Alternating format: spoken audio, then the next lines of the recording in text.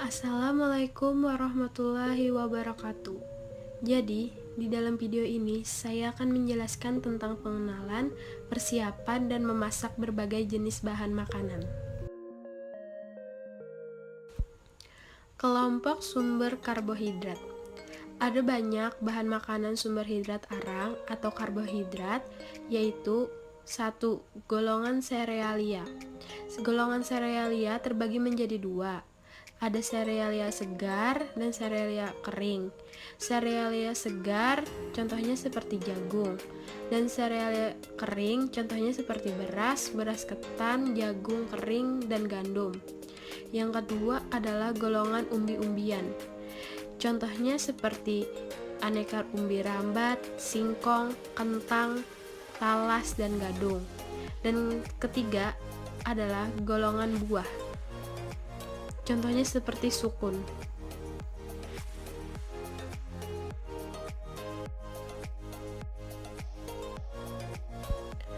Persiapan memasak beras adalah dicuci terlebih dahulu, kemudian ditiriskan sebelum dimasak. Lalu persiapan pada sumber hidrat arang atau karbohidrat pada kelompok umbi-umbian dan buah adalah dikupas dan dicuci. Beberapa umbi sebelum dimasak dilakukan perendaman dahulu berulang-ulang.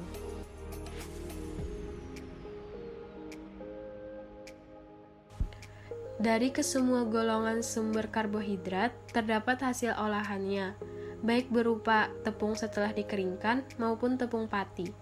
Di sini terdapat macam-macam tepung, antara lain 1. Tepung terigu. Terdapat jenis tepung terigu berdasarkan kandungan proteinnya, rendah hingga tinggi. Tepung ini bila dibuat adonan akan menghasilkan adonan kental dan terbentuk gluten yang merupakan jenis protein tepung terigu. Kedua, tepung beras. Bila dibuat adonan dengan cara diberi cairan, akan terbentuk endapan, sehingga kadang dilakukan pembuatan starter terlebih dahulu, dengan melarutkan sebagian tepung dengan air panas untuk dapat mengikat sisa tepung lainnya. Ketiga, pati tepung singkong. Mempunyai sifat yang sama akan terjadi endapan bila dilarutkan dalam air. Hasil masakan menggunakan tepung ini adalah bening, sehingga sering digunakan untuk mengentalkan bubur ataupun saus. Keempat, tepung sagu. Dibuat sebagai bubur papeda masakan Maluku atau Irian sebagai makanan pokok masyarakat tersebut. Selain daripada itu, dapat digunakan sebagai pengental sup, saus, atau dibuat jajanan pasar. Kelima, tepung hangkwe. Terbuat dari pati kacang hijau, lebih sering digunakan untuk jajan pasar, mempunyai tekstur yang molor ketika dimasak dan tidak elastis ketika dingin. Keenam, tepung maizena. Terbuat dari pati jagung, sering digunakan sebagai bubur maizena, pengental saus, dan sup.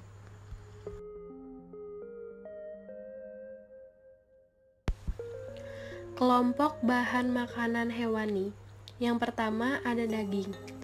Ada beberapa alasan mengapa daging perlu diolah terlebih dahulu, yaitu agar meningkat rasanya, agar lebih lembut, dan agar protein yang terkandung dapat menggumpal sehingga mudah dikunyah dan dicernakan. Adapun cara memasak daging tergantung pada tingkat keempukan atau kualitas daging itu sendiri. Semakin tua binatang, semakin rendah mutu dagingnya. Hal tersebut juga berlaku pada binatang ternak yang banyak bergerak. Semakin banyak bergerak, semakin rendah kualitas dagingnya.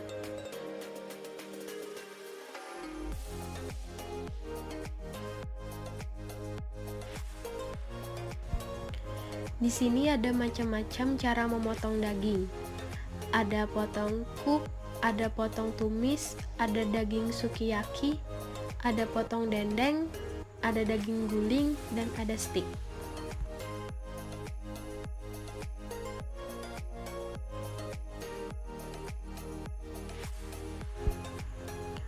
Persiapan memasak daging, mengumpulkan dan memberi bumbu. A. Beberapa masakan sebelum diolah ada yang dilakukan dengan merendam bumbu atau marinade. B. Beberapa ada yang memerlukan perlakuan diempukkan terlebih dahulu. C. Proses mengempukkan daging yang lain adalah merebus terlebih dahulu. Dan D. Mengumpulkan daging. Rendam. Dengan cairan beralkohol, cuka, dan jeruk nipis dapat melunakkan serat. Daun pepaya. Papain yang ada dalam daun pepaya berfungsi sebagai pelunak serat daging. Bahan pengempuk terbuat dari getah buah pepaya atau daun pepaya. Dipukul-pukul, tujuannya untuk memutus serat-serat daging. Dilayukan. Cara yang dianjurkan, biarkan daging dalam lemari es selama 1-2 hari. Warna akan sedikit buram, tetapi rasa tetap bagus ketika dimasak daging lebih empuk. Nanas parut. Biasanya digunakan untuk mengempukkan daging. Persiapan memasak jeroan dan bagian non-daging. Disebut jeroan meliputi jantung, hati, ginjal, lidah, limpa usus, babat. Memasak daging masakan Indonesia. Pertama, teknik masak merebus. Beberapa masakan daging ada yang langsung direbus, tetapi ada yang diawali dengan ditumis dahulu bersama bumbu. Dilanjutkan dengan merebus sehingga pada masakan daging sering tidak menggunakan teknik masak tunggal. Contoh masakan seperti soto, asam-asam daging, rawon, dan gulai. Kedua, teknik masak ungkep goreng dan ungkep rebus. Teknik ungkep mempunyai tujuan memasukkan bumbu dahulu. Untuk proses pematangan, selanjutnya digoreng dan direbus. Ketiga, teknik memasak menggoreng. Jarang masakan daging Indonesia dengan teknik masak menggoreng langsung dari bahan makanan mentah, karena daging mempunyai tekstur yang lebih keras dibanding sumber protein hewani yang lain. Maka lebih diawali dengan teknik yang lain, misalnya diungkep terlebih dahulu, direbus terlebih dahulu. Keempat, teknik masak memanggang membakar. Masakan daging Indonesia lebih banyak dengan teknik membakar dibanding memanggang di dalam oven, seperti pada masakan aneka sate. Kelima, teknik masak mengukus. Memasak dengan teknik mengukus biasanya dilakukan pada daging yang telah dimasak dahulu sebelumnya. Keberhasilan memasak daging dapat dikatakan berhasil saat memasak daging, yaitu hasil masakan daging dapat dimakan dengan nikmat, tidak keras, alot, atau liat. 2. Telur. Telur merupakan bahan makanan bergizi tinggi karena kandungan proteinnya yang sempurna. Vitamin A, tiamin, riboflavin, dan juga mengandung vitamin D. Fungsi telur dalam kuliner. A. Sebagai perekat atau pengikat. Karena sifat protein adalah menggumpal, maka putih telur yang mengandung protein lebih tinggi digunakan dalam merekatkan adonan. B. Sebagai pengental. Fungsi ini dikaitkan dengan kemampuan emulsi pada bagian kuning telur. Emulsi adalah campuran antara dua jenis cairan yang secara normal tidak dapat tercampur. Kuning telur merupakan emulsi minyak dalam air. Penerapan daya emulsi ini yang paling banyak digunakan pada pengolahan saus minyak, yaitu mayones dan hollandaise. C. Sebagai pengembang. Pada fungsi ini diperoleh dari bagian putih telur yang mengandung albumin. Dengan cara pengocokan dengan kecepatan tinggi dan konstan, maka protein yang terdapat pada putih telur berperan dalam pembentukan buih disebut ovalbumin, ovomucin, dan ovoglobin. D. Sebagai pelembut atau pengempuk. Fungsi ini didapatkan pada kuning telur. E. Sebagai pewarna atau garnis dan rasa gurih. Fungsi ini dipakai pada kuning telur, digunakan untuk mengoles makanan seperti cookies, cake, ayam panggang, dan lain. Persiapan memasak telur. 1. Memecahkan telur. Apabila kita ingin semua isi dalam telur, maka kita hanya meratakannya saja. Dan apabila kita ingin mengambil putih telur untuk membuat busa, maka kita harus berhati-hati memisahkan putih telur dengan kuning telur, karena apabila tercampur, putih telur tidak akan berbusa. 2. Mengocok telur. Apabila dalam jumlah sedikit dan tidak membutuhkan busa, gunakan garpu untuk mencampur telur putih dan kuning. Apabila ingin membuat telur tersebut kental, diperlukan alat pengocok manual berbentuk spiral atau mixer. 3. Mengocok busa putih telur. Kocok hingga kaku dengan kecepatan tinggi dan stabil. Sebagai tambahan, bila diperlukan busa yang lembut, berikan sedikit gula pasir. Dan untuk menstabilkan busa, diberikan cream of tartar. Masakan dasar telur. A. Boiling atau merebus. 1. Setengah matang atau soft boiling. Jika berat telur 50 gram, maka waktu yang diperlukan adalah 3 menit setelah air mendidih. Matang lunak atau soft boiling. Dengan berat telur 50 gram, maka waktu yang diperlukan adalah 5 menit setelah air mendidih.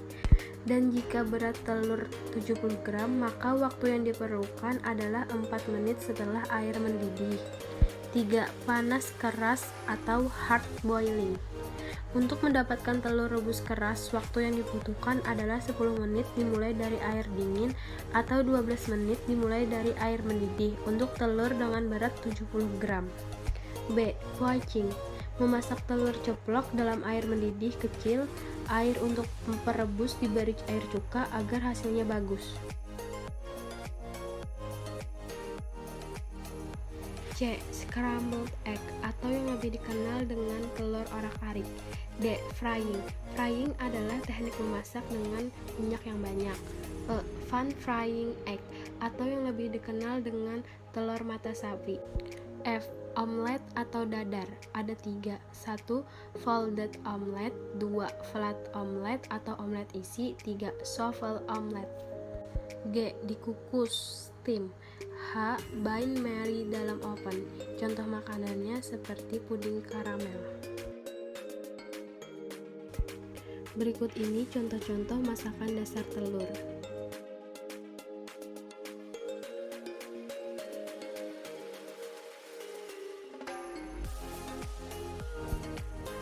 3. Ayam dan unggas.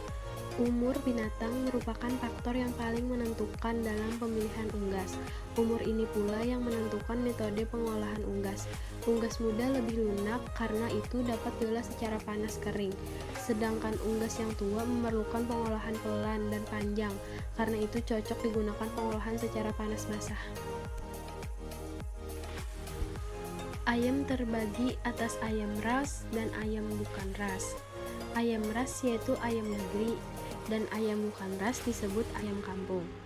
Persiapan memasak ayam: membersihkan bulu halus dengan cara digarang di atas api, memotong kuku, paruh, dan kulit kasar pada bagian kaki, mengeluarkan jeroan dan kotoran yang ada serta mencuci bersih dengan air mengalir bagian luar dan dalam. Berikut gambar memotong ayam.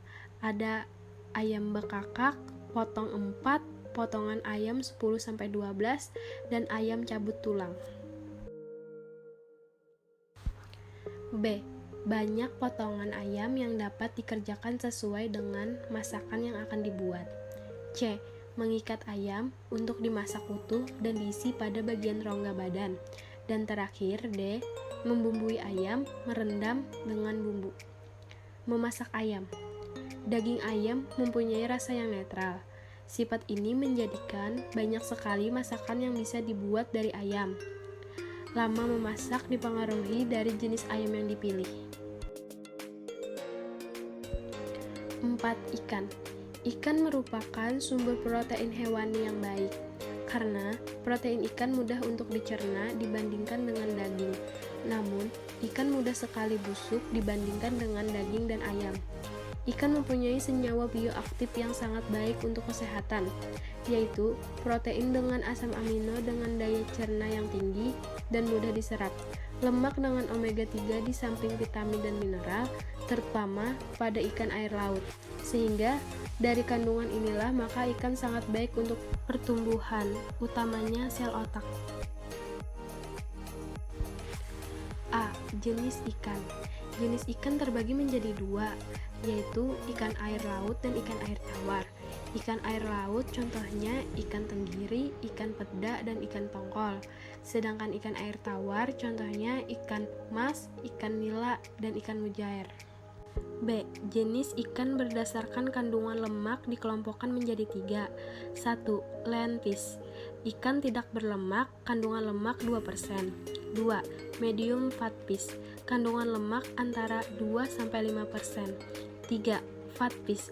Ikan berlemak tinggi lebih dari 5%. C. Penggolongan ikan berdasarkan bentuk badan. 1.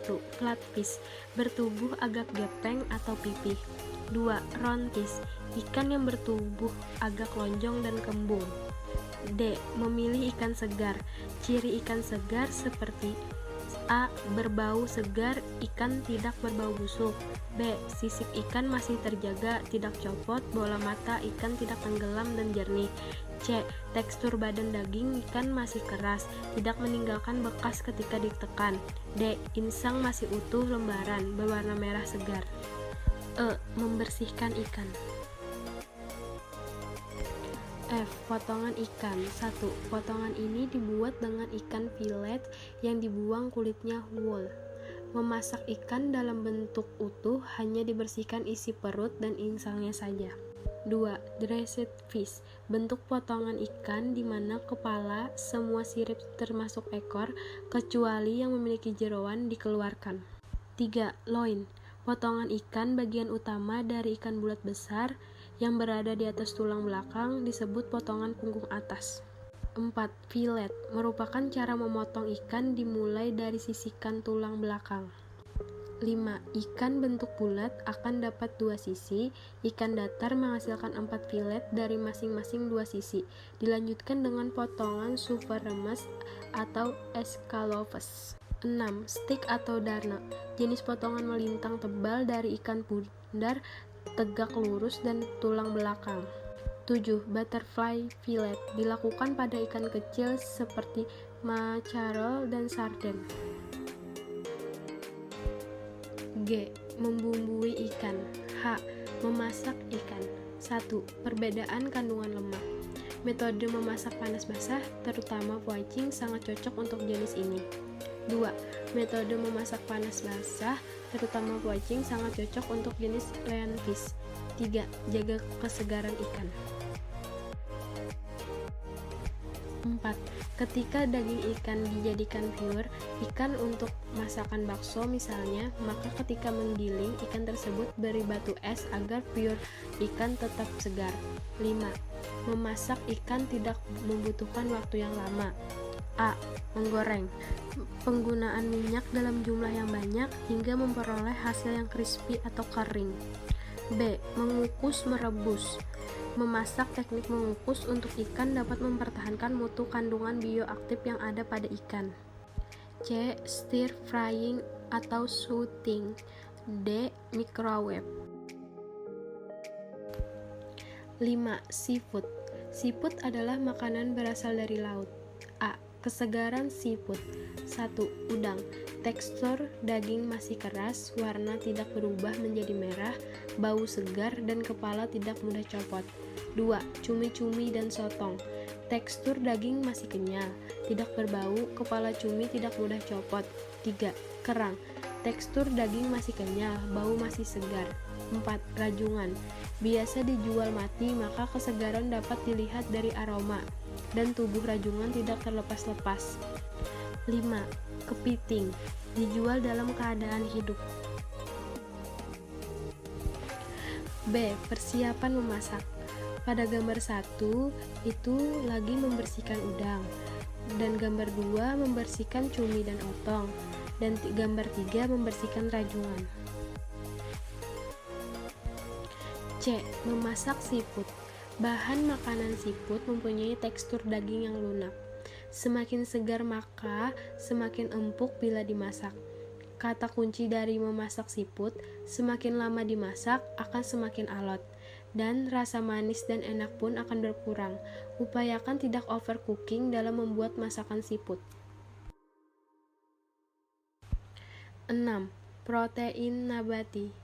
Sumber bahan makanan nabati atau protein nabati berasal dari kacang-kacangan dan hasil olahannya.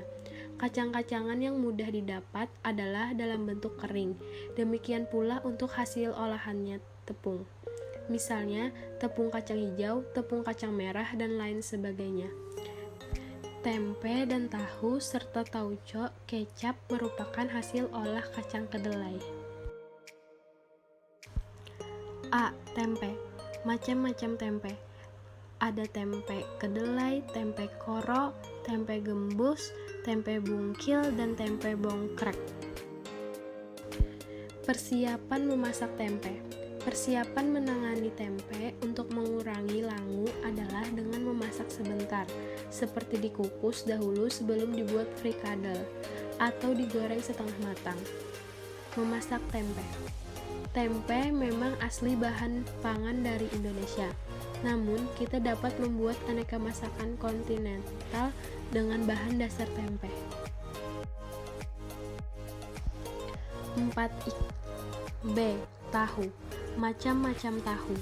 1. Tahu Cina. Warna putih, ukuran persegi besar-besar, tekstur agak empuk, padat, bau segar. 2. Tahu kuah. Tahu Cina yang padat, berbentuk persegi besar, tebalnya 2 cm. 3. Tahu putih. Bentuk agak kecil, putih rasa tawar, dijual dalam keadaan mentah, tekstur agak lembut. 4. Tahu Bandung. Bentuknya segi empat agak besar, diberi pewarna kunyit, tekstur lembut, rasa agak gurih. C. Oncom khas Sunda ada 2 macam. 1. Oncom merah, terbuat dari ampas tahu, ditambahkan Neophosphora sitophylla. 2. Oncom hitam, bungkil kacang tanah, ditambahkan Rhizopus oligosporo.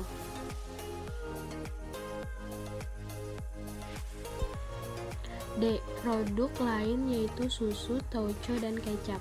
E. Kacang-kacang kering. Persiapan masak kacang-kacangan. Beberapa teknik dalam merendam kacang kering yaitu 1. Rendaman ringan, 2. Rendaman panas, 3. Rendaman cepat, dan 4. Rendaman bebas gas. Memasak kacang-kacangan. Setelah direndam, kacang direbus dengan dimulai dari air dingin. Tujuannya agar proses air panas akan masuk dalam dinding sel kacang secara perlahan dan dinding sel kacang tidak mengeras pada saat merebus. 7. Sayuran. A. Jenis sayuran. 1. Bentuk sayuran.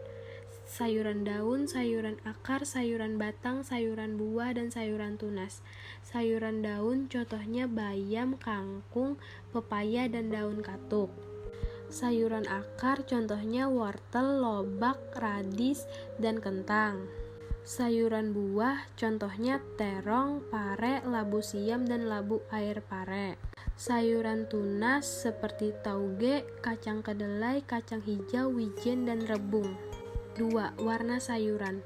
Berwarna tajam atau gelap, hijau, oranye, ungu, dan sayuran berwarna terang, sawi, putih, lobak, dan lain-lain. 3. Berdasarkan persiapan dan penyediaan. Ada sayuran segar, sayuran keleng, sayuran dikeringkan, sayuran beku, sayuran yang diawetkan misalnya pada acar. B. Persiapan dan memasak kelompok sayuran. 1. Menyiangi. Pada sayuran daun, mengambil bagian yang bisa dimakan, tidak tua, tidak keras. 2. Mengupas. 3. Mencuci sayuran. 4. Memotong. Berikut ini adalah nama-nama potongan.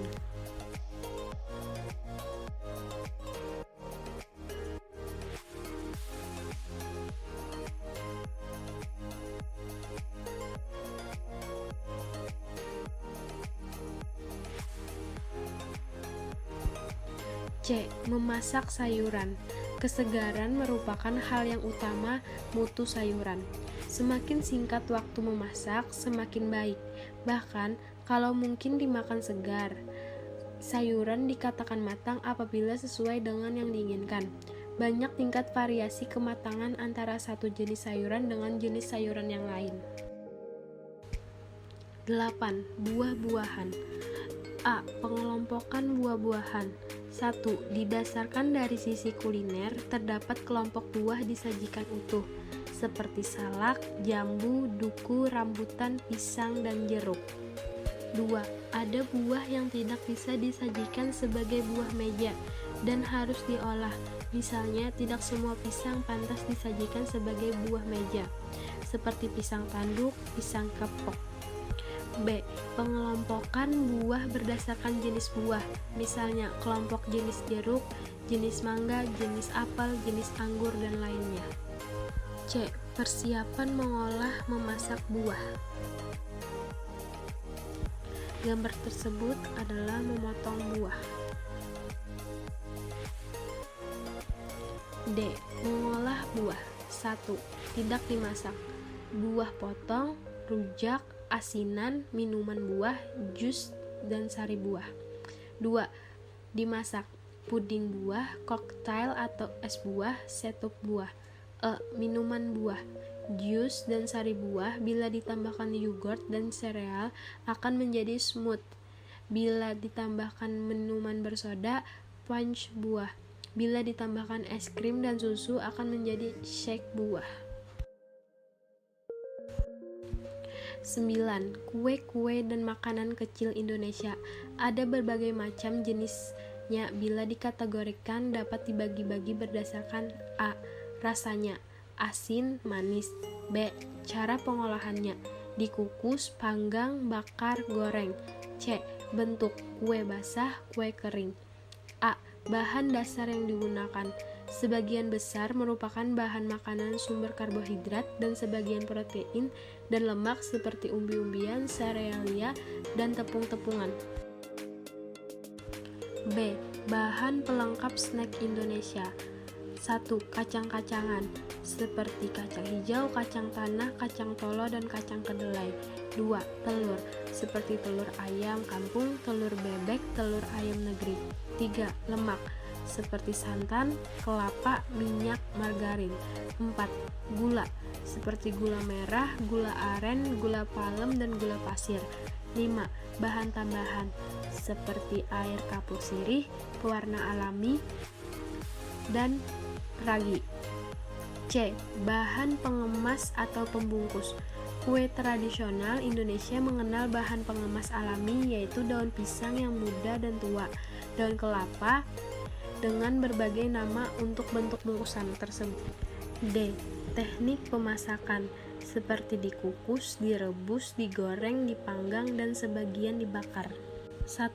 Menguleni, mengaduk atau mengocok adonan dengan tangan agar adonan tidak pecah sewaktu dimasak, serta lentur, lembut dan legit untuk adonan yang padat.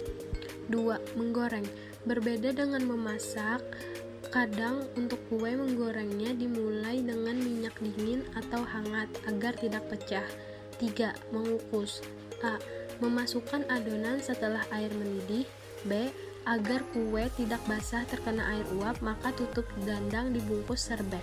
4. Merebus, dimulai dari air mendidih agar kue tidak menempel di dasar panci. 5. Memanggang. 10. Mengenal aneka cetakan kue tradisional. Kue-kue tradisional Indonesia menggunakan cetakan dari bahan-bahan yang bermacam-macam, mulai dari logam, porselen, hingga tanah liat. A. Mangkuk-mangkuk besar dan kecil dari keramik dan aluminium. B. Cetakan serabi dan apem terbuat dari tanah liat yang dibakar bentuk seperti wajan. C. Cetakan cara bikang pukis terbuat dari kuningan. D. Cetakan kueku terbuat dari kayu. E. Loyang. 11. Menangani cetakan. Cetakan dari tanah liat dan kuningan memerlukan penanganan khusus sebelum digunakan, terlebih lagi bila cetakan tersebut baru. A. Bersihkan dahulu, diusap-usap dengan ampas kelapa sampai mengkilat. Setelah dipakai, olesi dengan minyak, jangan dicuci, agar sewaktu dipakai kembali kue tidak lengket. B. Direndam dengan minyak goreng sebelum digunakan. C. Untuk cetakan baru dari baja, ada cara lain agar tidak lengket, yaitu olesi dengan telur 1 butir yang dicampur dengan minyak 1 sendok makan hingga berkerak. Ulangi 2-3 kali sebelum cetakan digunakan. 12. Mengenal bahan kue tradisional. Tepung-tepungan. A. Tepung beras dan tepung beras ketan. Bisa tepung beras siap pakai atau tepung segar dibuat sendiri. B. Tepung kanji, disebut juga tepung aci, tepung sagu ubi, tepung tapioka. Hasil masakannya kenyal dan melawan bila digigit. C. Tepung sagu aren, terbuat dari pati pohon aren. D. Tepung hangkwe, terbuat dari pati kacang hijau. E. Tepung terigu, juga digunakan dalam resep kue tradisional. Jenisnya tepung serbaguna segitiga biru. 13. Gula. A. Gula merah, gula jawa, gula kelapa, terbuat dari air bunga kelapa yang direbus dengan kental. B. Gula aren, terbuat dari air bunga enau yang dikeringkan. 14. Santan. A. Santan kental, hasil perasan yang pertama. B. Santan encer, perasan kelapa parut yang berikutnya setelah santan kental. C. Santan instan, bentuknya ada yang cair atau krim dan bubuk. D. Membuat santan sendiri tidak diparut. Dengan menggunakan blender, kelapa dibersihkan, dipotong kecil, lalu dihaluskan dan diperas. 15. Pewarna dan pemberi aroma pembentuk adonan. A. Pewarna alami. B. Air pandan. C. Pewarna sintesis. D. Air kapur sirih. E. Abu merang. 16. Membuat kue dengan ragi. A. Ragi dapat dikategorikan tumbuhan atau kapang atau jamur. Tape dalam masakan kue tradisional Indonesia dapat digunakan sebagai ragi. B. Prinsipnya ragi menghasilkan gas karbon dioksida dari hasil peruraian karbohidrat dalam adonan. C. Ragi gis, bentuk bulat kecil-kecil granul dikemas botol kecil. D. Ragi instan, bentuk juga granul. 17. Kiat membuat kue tradisional Indonesia yang menggunakan ragi. A. Menguleni. B. Mengembangkan atau fermentasi. C. Membantu mempercepat pengembangan adonan. D. Memasak adonan. E. Bila ragi tidak memuai. Terima kasih, itu saja yang dapat saya jelaskan. Wassalamualaikum warahmatullahi wabarakatuh.